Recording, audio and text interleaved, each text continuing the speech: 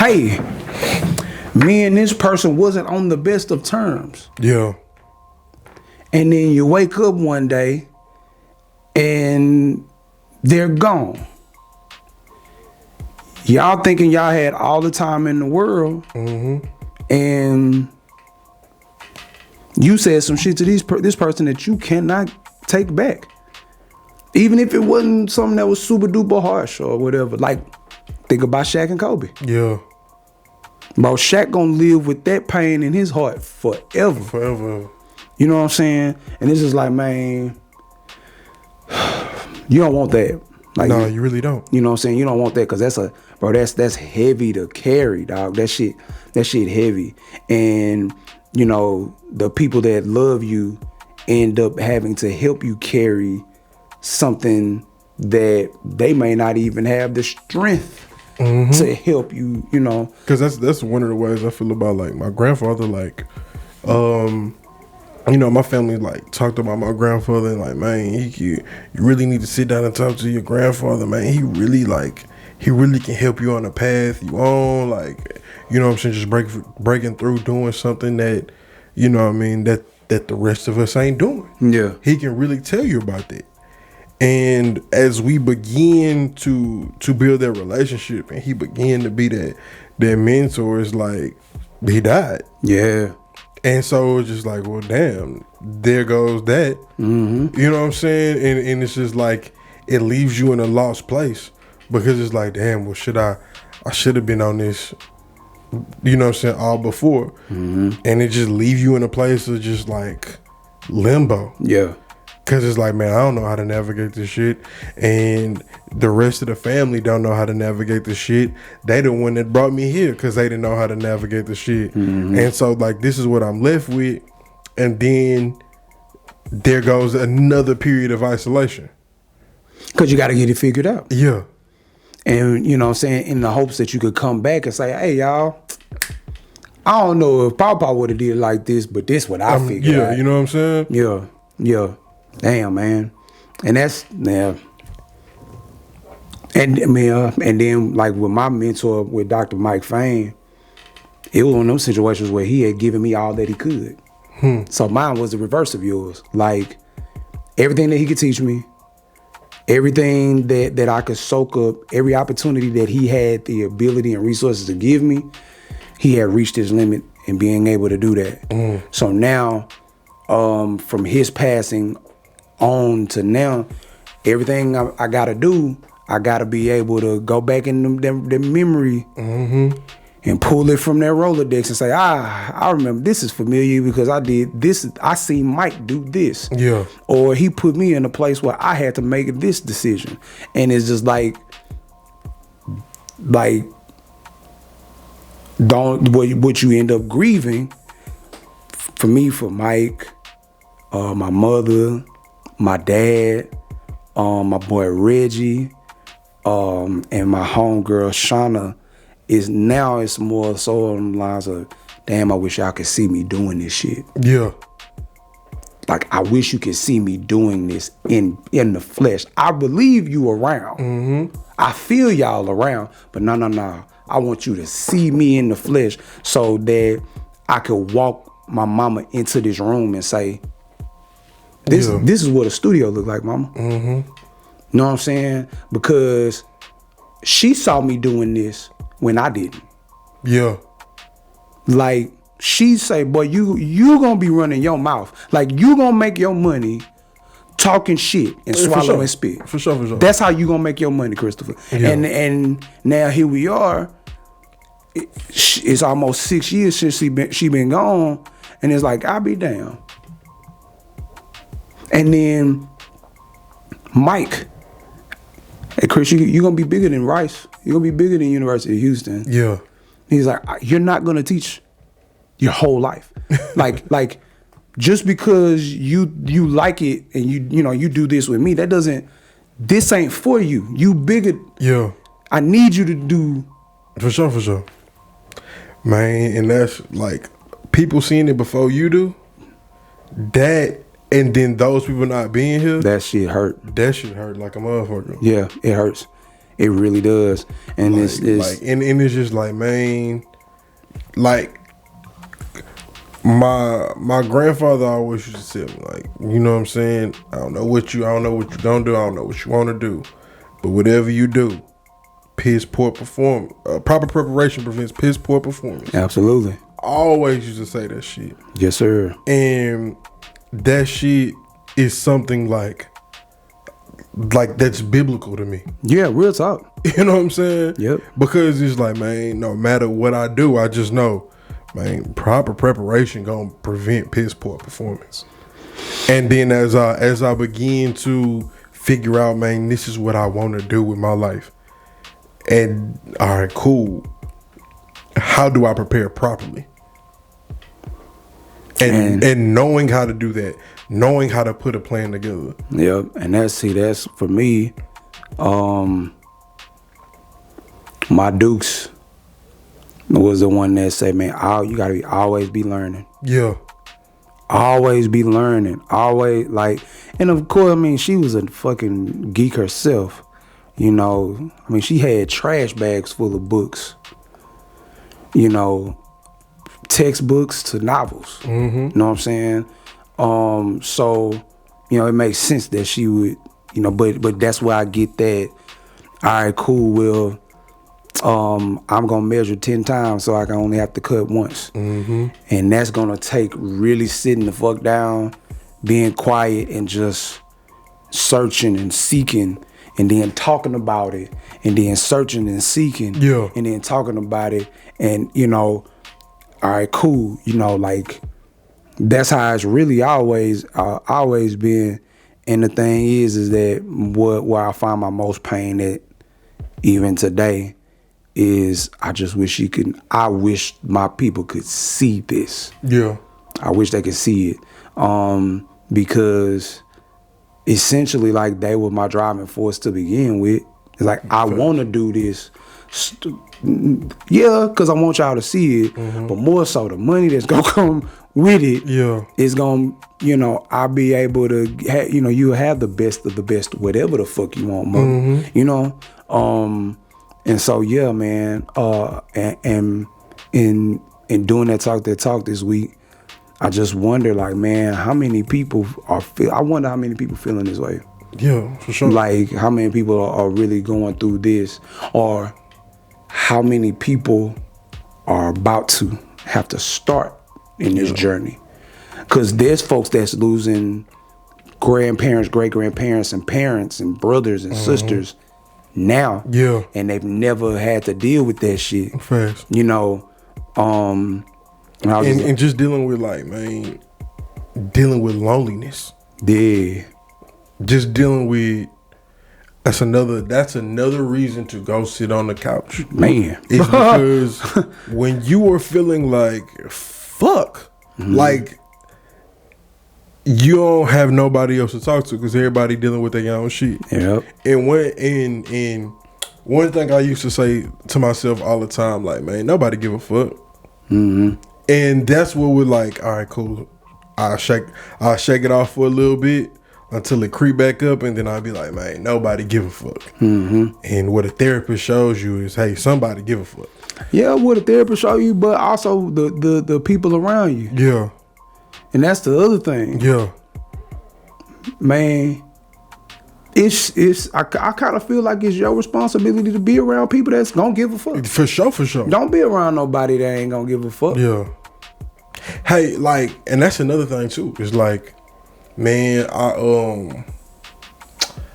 I saw a video of Iman Shumpert talking about, like, man, we don't, like, gas your kids when they make a decision, right? Yeah, he was on 85 South. Shout out to Iman Shumpert and 85 South show. And I thought about it. I was just like, all right, cool. Like, what if, like, how do you do that safely? Like, how do you show people you care, yet worry about them and the decisions that they're making safely, as to not impede on the progress on the goal that they're trying to do? Well, one of the ways that I do it, I mean, shit, I've done it with you. Yeah. I ain't gonna ever say, nah, bro, that ain't no. Nah. I'm just finna ask tough questions. Facts. My niece, Madison, was here a couple of weekends ago for her birthday.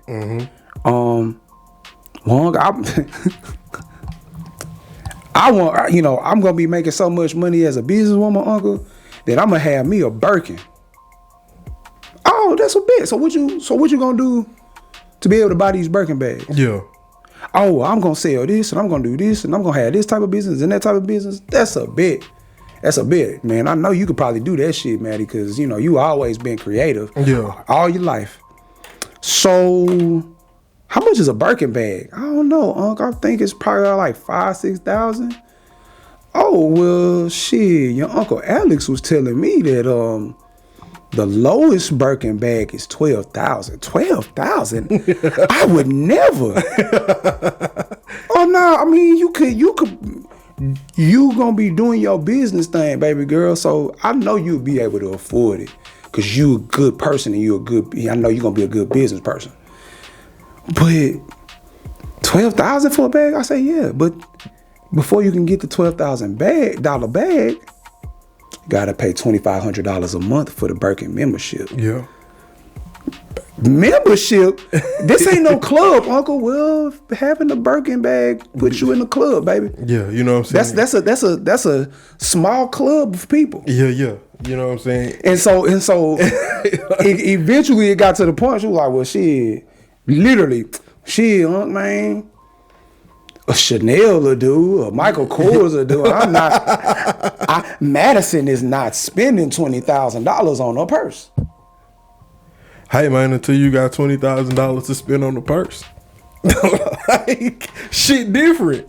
Like man, so it's just like it's shit that, bro, man, and like once again, it's gratitude, bro. Do you know that I recently paid somebody to wash my clothes? And I'm like, bro, I would used to think, bro, I never do that shit. That shit is fucking lazy. Yeah. Yada yada yada. Man, shit got too hectic. I'm like, damn, everybody got an attitude in this motherfucker.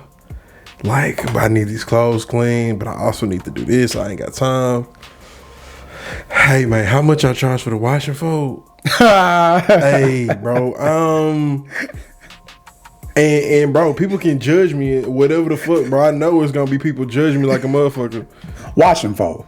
Hey, man, you could judge me, but hey, I didn't know I was gonna do it till I had it. Until I had it. Like, you know what I'm saying? Yeah. And that's the thing too, is like, that is once again, it's just like, man, what the fuck am I doing? Mm-hmm. Like, and then you just like, oh man, like old me would never do this. Right. And then you start to just, you ain't old you. You ain't old you. And you gotta embrace that shit too. Yeah, you indeed. really gotta, man, I tell this nigga Chris all the time, bro, I ain't tough, bro. I'm not gonna be tough with you. I'm not one of them niggas that's gonna be on the rah. Hey man, if you got an issue, let's see if we can hash this issue out. If we can't hash this issue out, hey man, more peace to you. And if it's too much hostility, shit, bro, I'm gonna live my life, and if I bump into you, it's up. Like, I'm not gonna seek it. I'm not out here. You know what I mean? Like, I'm not finna, bro. I can't be tough, bro. I gotta, bro. I look at pictures of my children and just my heart melt, bro. Yeah. I'm not finna. How do I hop out of that to be like, oh nigga, yeah. Like, fam, I don't got that switch no more. That switch broke. like nigga, all I want to do is watch Bubble Guppies with my baby. You know what I'm saying? Like, my switch, bro, that switch broke, and it's just like, man, but it's another switch. Hey man, if you impede on their progress, that's a red switch. Real talk. You know what I'm saying? But like, that switch to just be like going back and forth and compartmentalizing your toughness and your masculine and your toxic masculinity. I don't got that shit no more, bro. I don't have it. Don't want it either. Yeah, you know what I'm saying? Like, I don't like. You know what I'm saying? Like, bro, you know. And then that's the other thing. You find yourself running into people who are purposely trying to you find yourself running into people who deserve the old version of yourself. Like, you deserve the Chris that's gonna tear your shit to shreds with no remorse. You deserve that. But who I am now, I just can't give it to you. And I have to grieve. Right? Like, literally, you have to grieve the death, the burial, and the resurrection. You have the death and burial of your old self. Yeah. You rejoice in the resurrection of your new self, but it's just like, this motherfucker is pushing me to a point where the old me would have deaded this shit a long time ago. And it's just like, that's a part of grief too. It may be a funnier part of grief, but you know what I'm saying? It's grief nonetheless. You know, because you find, especially when you begin to go through grief and you start dealing with it properly. Yeah. And you just like, well, damn, dog,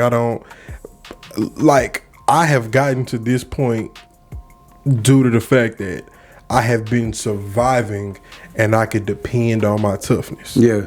Now that I'm here, I realize, bro, that tough shit in the space you in, that tough shit don't work. Like, it don't, like, you could be tough, but you're gonna have to be tough in a different way. Yeah, your toughness. You know what I'm saying? Your toughness gonna have to come strictly from the dome. Straight from the dome, and even, bro, like, survival. Shaking survival?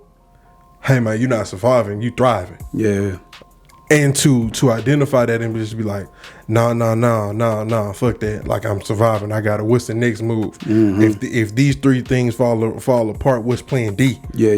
You know what I mean? And then that goes back to earlier, like, man, you bringing the energy to yourself of having to survive. Yeah, you are. Yeah. I mean, because the thing is that it's probably gonna come. Facts. Don't speed it up by bringing it for sure with your thoughts and with your mouth. You know what I'm saying? Like, I don't know, man. I just and we still got the rest of October, November, and December to go. And y'all, I just want y'all to, man, deal with your shit, man. Please do. You know, go sit on somebody's couch, man. We gonna, you know, on if you're watching this on YouTube, there's gonna be a link in the description box of a website that actually has a ton of licensed professional counselors in the greater Houston area. Some of them are in Louisiana. Yeah. You know what I'm saying? Wherever, you know, you can do virtual counseling, all those things. But what is unique is that the cost anywhere between $30 and $60 a session. And that is really, really good, considering the fact that, you know, therapy normally, you know, you looking at $100+ per hour. And so I put that link in the description box. Man, let us know how y'all been dealing with y'all grief over 2020. Has there been any time for you to deal with it? And if you are dealing with it, how? Like, just, you know, let us know. Like, you know, comment below. Hit us on our social media. You know, if you're watching a clip and this just so happens to be in the clip on Instagram or Facebook, you know, hit us up. You know, The Build on Facebook, @_TheBuild8 on Instagram. What's Up Builders on the YouTube channel. You know, like this shit, share it, comment, subscribe, all that good shit. All that shit, notification bell, all you of know that what I'm saying? You know, if you want to follow what we got going on our personal stuff, for me, it's, you know, Chris Hunter on Facebook. It's Speak with Chris on Instagram. Ox.core.whisper on IG. From my Ox to yours on IG as well. And Cobb Alexander on everything else. Yeah, man. So, you know, you're gonna probably get this podcast a little late. But we had shit we had to do. Boys been busy. You know what I'm saying? And so, man, we appreciate y'all. And we about this out, man. Doses. 1.